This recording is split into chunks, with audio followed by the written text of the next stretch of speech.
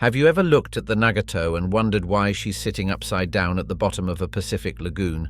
I don't mean how she got there. If you're watching this video, you probably already know that. But if you're unfamiliar, the Nagato was the flagship of Admiral Yamamoto and the ship from which the order was given to attack Pearl Harbor.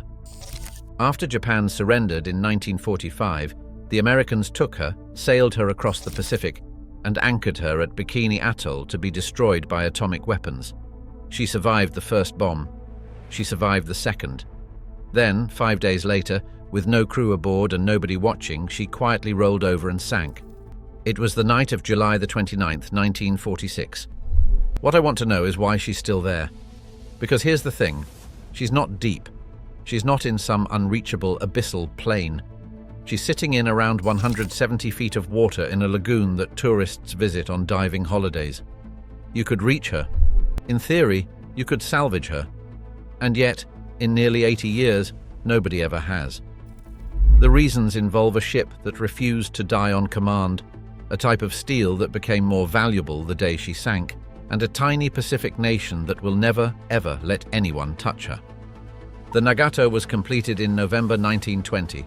She was 708 feet long, displaced 43,000 tons fully loaded, and carried 8 16-inch guns in 4 twin turrets. When she was commissioned, she was the most powerful battleship in the world. She was also the first warship anywhere to carry guns of that caliber. Her main battery could fire a 2,200-pound shell over 24 miles. Japan considered her so important to national prestige that her maximum speed was classified as a state secret for years. Photographs of her in harbor were censored to disguise her true capabilities. For most of the Pacific War, she was held in reserve. Admiral Yamamoto used her as his flagship from 1941 to 1942, and she was present at the Battle of Midway, though she never came within range of the American fleet. She wasn't committed to serious combat until 1944 at the Battle of Leyte Gulf, where she took hits from American aircraft but survived. By the time the war ended, she had a remarkable distinction. Of the 12 battleships Japan had begun the war with, the Nagato was the only one still afloat. The Yamato, the Musashi, the Fuso, the Kongo, the Haruna, the Hiei, all of them were gone. She was the last. That made her valuable to the Americans, not as a prize, but as a target. Operation Crossroads was an ambitious and slightly unhinged idea. The US Navy wanted to know what an atomic bomb would do to a fleet of warships. To find out, they assembled 90 target vessels at Bikini Atoll, a remote ring of coral in the Marshall Islands.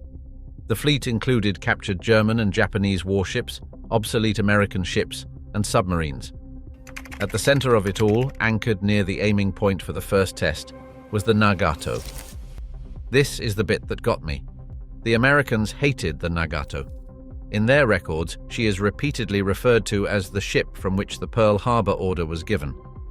When they took possession of her in Yokosuka at the end of the war, US sailors specifically boarded her before the formal surrender ceremony on the Missouri was even signed.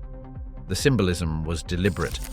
The point of sending her to Bikini was not just scientific, it was personal. They wanted to destroy her on film, in front of the world, with the most powerful weapon ever built. She refused to cooperate. The first test, codenamed Able, was an airburst. On July 1, 1946, a B-29 bomber dropped a 23-kiloton atomic bomb on the target fleet. The Nagato was positioned about 1,500 meters from the aiming point. The bomb missed its intended target by some distance, and when the smoke cleared, the Nagato was still there. Her deck plating was wrinkled. Some of her doors had been blown off. A few small fires had broken out. That was it. A skeleton crew of American sailors actually boarded her afterwards, and within 36 hours had one of her boilers running normally. The Navy was not pleased. The whole point of the exercise was to show atomic bombs annihilating warships. Instead, the most symbolically important target in the fleet was in working condition. So they moved her closer for the second test. Test Baker, on July the 25th, was an underwater detonation. The bomb was suspended 90 feet below the surface of the lagoon, aboard a specially prepared vessel. The Nagato was re-anchored just 870 meters from ground zero. According to the US Navy's own records, explosive charges were also attached to her hull beforehand, specifically to help her sink if the bomb failed to do so. The bomb went off. A column of radioactive water over a mile high erupted from the lagoon. 2 million tons of seawater, sand, and pulverized coral were thrown into the air and fell back onto the target fleet. Several ships were destroyed outright. The battleship Arkansas was flipped end over end and driven vertically into the seabed. The aircraft carrier Saratoga was sunk. The Nagato was still floating, with a list of 2 degrees. The mines had done nothing. The atomic bomb had done nothing decisive. She was radioactive from the spray, but she was intact. Americans could not approach within 1,000 yards of her without dangerous exposure. She was, effectively, a poisoned ship that refused to fall over. For the next 4 days, her list very slowly increased. The contamination meant nobody could board her to stop the flooding, or even to assess the damage.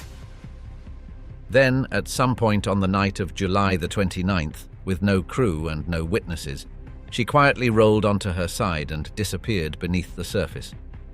By morning, she was gone. That was 1946. She's been sitting upside down in the lagoon ever since. And this is where it gets genuinely strange. The Nagato is not especially deep. At around 170 feet, she's reachable by technical divers. She's also, in theory, a very valuable wreck for one specific reason. She was built in 1920. Here's why that matters. Every atom of steel produced anywhere in the world after the first atomic test in July 1945 contains trace amounts of radioactive particles from atmospheric fallout. That's a problem for scientists building sensitive radiation detectors because the casing of the instrument interferes with what it's trying to measure. What those scientists actually need is steel made before 1945. That material is called low background steel, and it's genuinely rare. For decades, one of the main sources has been pre-war shipwrecks. Hospitals have built radiation-shielded rooms out of salvaged warship steel. Research institutions pay serious money for it. The Nagato is made of exactly that steel. Tens of thousands of tons of it. And here's the problem. The Baker atomic bomb that sank her drenched her in radioactive water. The very event that killed her contaminated the resource that might have justified raising her. There's been no formal study of whether the contamination has decayed enough to make the steel usable after 80 years. Nobody's bothered to run the numbers. The wreck is also a logistical nightmare. Bikini Atoll is 2,500 miles from Hawaii.